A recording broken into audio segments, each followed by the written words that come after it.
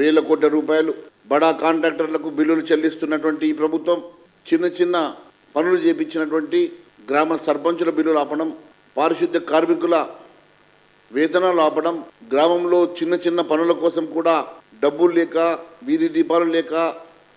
Drainage పూర్తిగా అస్తవ్యస్తమై, వర్షాకాలం డ్రైనేజీలు కూరుకుపోయి పారిశుద్ధ్య కార్మికులు పనిచేయక, సర్పంచ్ కాల పరిమితితో అక్కడ ఎవరు లేక, కార్యదర్శుల దగ్గర నిధులు లేక పూర్తిగా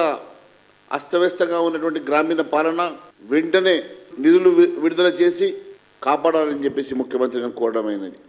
ఈరోజు ఈ రాష్ట్రంలో పాలన అటకెక్కింది.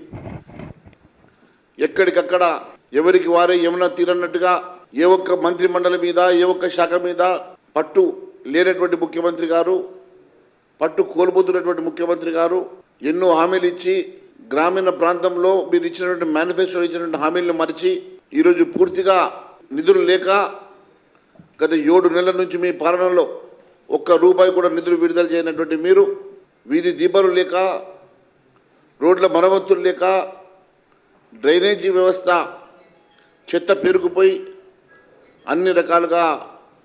అవస్థలు పడుతున్నటువంటి గ్రామీణ ప్రాంతంలో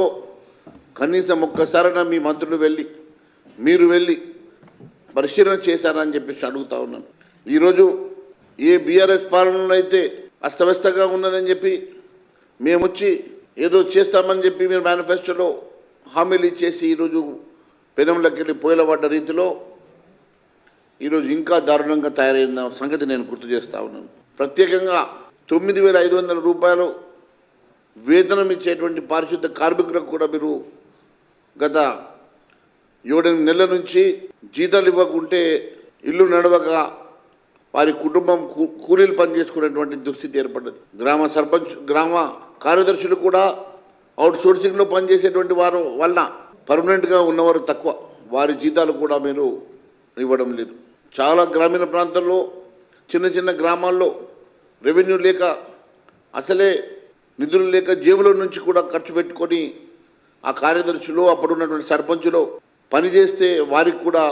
రీఎంబర్స్మెంట్ లేక వారు ఇబ్బంది పడుతున్న సంగతి నేను ఒక్కసారి గుర్తు చేస్తూ ఉన్నాను.